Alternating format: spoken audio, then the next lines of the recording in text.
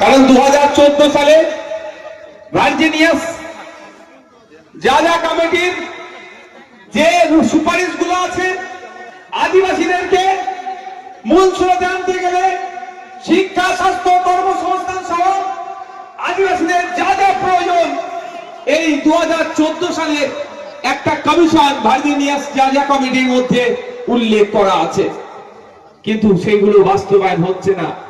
অপরদিকে কি দেখছি, আদিবাসী সমাজের থেকে আপনার রাষ্ট্রপতি বানিয়ে রেখেছে। ঠিক একইভাবে মুসলিম বিরোধী সরকার বললেও চলতে উঠতে বসলে দেখা যাবে প্রতিটা পদে পদে সংখ্যালঘু মুসলমানদেরকে এরা দমন করছে।